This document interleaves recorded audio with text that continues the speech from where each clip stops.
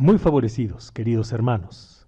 Yo soy Jesús Antonio Loya y en este momento vamos a presentar defensa de la doctrina cristiana en contra del falso autonombrado apóstol Jonathan Mesa y al parecer su discípulo nada más y nada menos que don Daniel Hernández, de Escuela de Griego.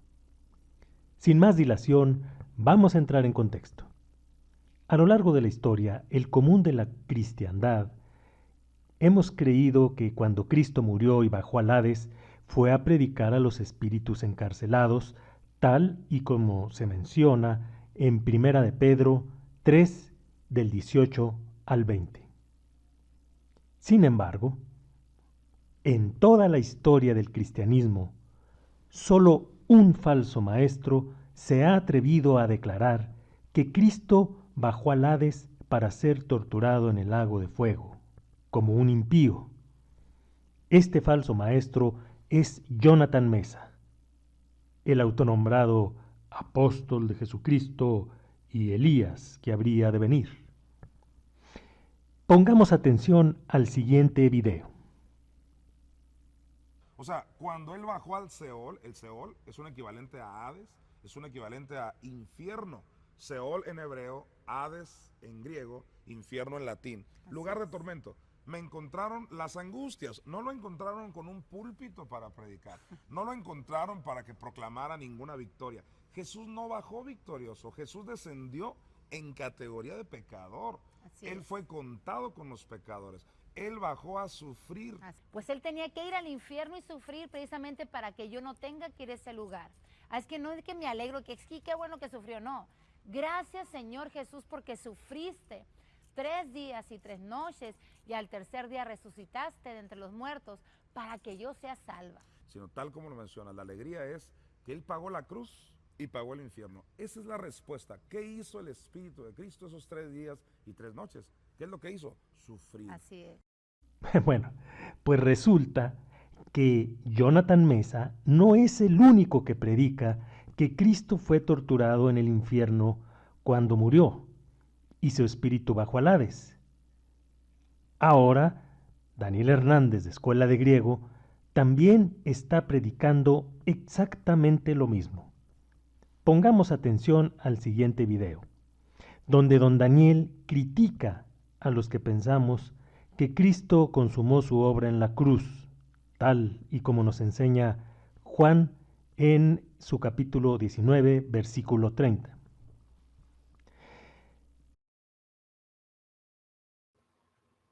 Porque Dios no puede pasar por alto el pecado, tiene que castigarlo.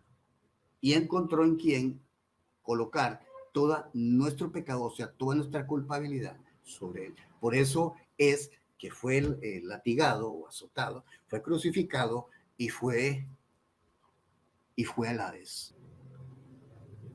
No, la cruz basta, nada más. Ya el castigo lo recibió ahí. Pero hemos demostrado que antes, precisamente, momentos antes o inmediatamente antes de levantarlo, 2:24 de hecho, dice que lo soltó de los dolores de la muerte y que esa muerte era imposible que lo repitiera. Eso es el equivalente a lo que le pasa a un impío que va a ir al Hades. O sea que lo que Cristo le pasó en el Hades es lo que le pasa a un impío que va al Hades. Nosotros no vamos a ir ahí porque precisamente Cristo evitó ir ahí al perdonar todos nuestros pecados. Pues él tenía que ir al infierno y sufrir precisamente para que yo no tenga que ir a ese lugar. Es que no es que me alegro, que qué bueno que sufrió, no.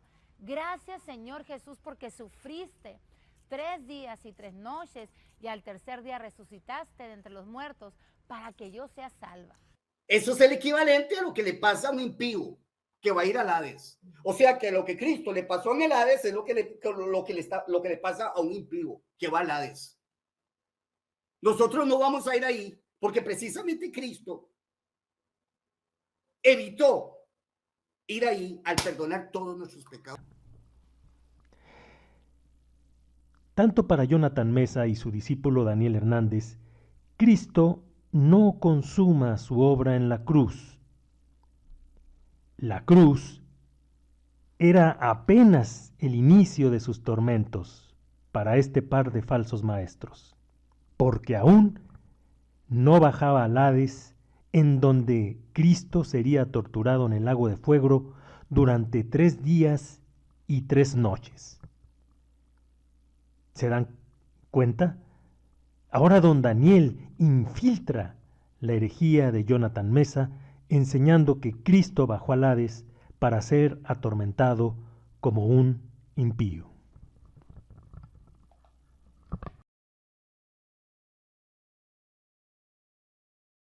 Nunca había cometido un pecado. La justicia de Dios castigó el pecado, porque aquí está castigando el pecado. En cierto sentido, castiga el pecado. Y aunque, por supuesto, al castigar el pecado, lo castiga él, porque él es el que está asumiendo el pecado. Pero en realidad, no está castigando a Jesús por algo que haya hecho malo. No, lo está castigando porque él ha asumido el pecado y lo ha tomado para él. Es como si él mismo, él dice, yo asumo este pecado como si yo lo hubiera hecho. Es lo que está haciendo Jesús. Y el Padre no le queda otra opción que castigarlo. 3 días. Pero bastaron solo 3 días, no más de 3 días, para que fuera absuelto y fuera sacado. Por eso dice justificado en el Espíritu. Está hablando.